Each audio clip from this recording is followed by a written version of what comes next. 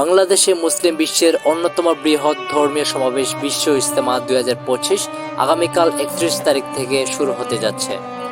এবার ইজতেমা 3টি পর্বে অনুষ্ঠিত হবে, যা সাধারণত 2 পর্বে সীমাবদ্ধ থাকত। দেশ বিদেশ থেকে লাখো ধর্মপ্রাণ মুসল্লি ইতিমধ্যেই গাজীপুরের টঙ্গীর তুরাগ নদীতে জড়ো হতে শুরু করেছেন। 3 পর্বে বিভক্ত বিশ্ব ইজতেমার সময়সূচি নিচে দেওয়া হলো। প্রথম পর্ব 31 জানুয়ারি থেকে 2 ফেব্রুয়ারি সুরায়ে নেজাম অনুসারী। দ্বিতীয় পর্ব 7 ফেব্রুয়ারি থেকে 9 ফেব্রুয়ারি সুরায়ে নেজাম অনুসারী। তৃতীয় পর্ব 14 ফেব্রুয়ারি থেকে 16 ফেব্রুয়ারি সাতপন্থী অনুসারীরা।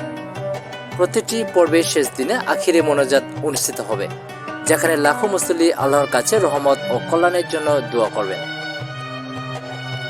ইজতেমার সুষ্ঠুভাবে পরিচালনার জন্য প্রশাসন ও আয়োজক কমিটি ব্যাপক প্রস্তুতি গ্রহণ করেছে।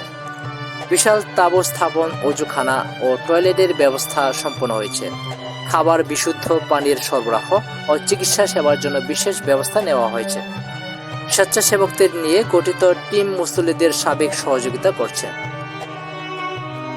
আইন শৃঙ্খলা রক্ষাকারী বাহিনীর নিরাপত্তা নিশ্চিত করতে বিশেষ তদারকি করছে।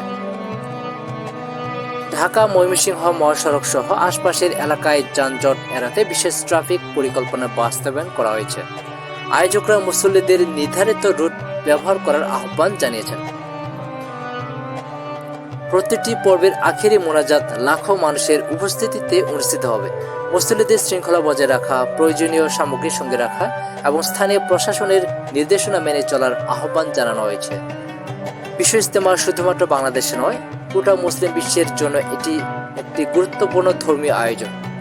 আয়োজকরা আশা করছেন 3 পর্বে বিভক্ত ইজতেমা নির্বিঘ্নে সম্পন্ন হবে এবং শান্তিপূর্ণভাবে শেষ হবে।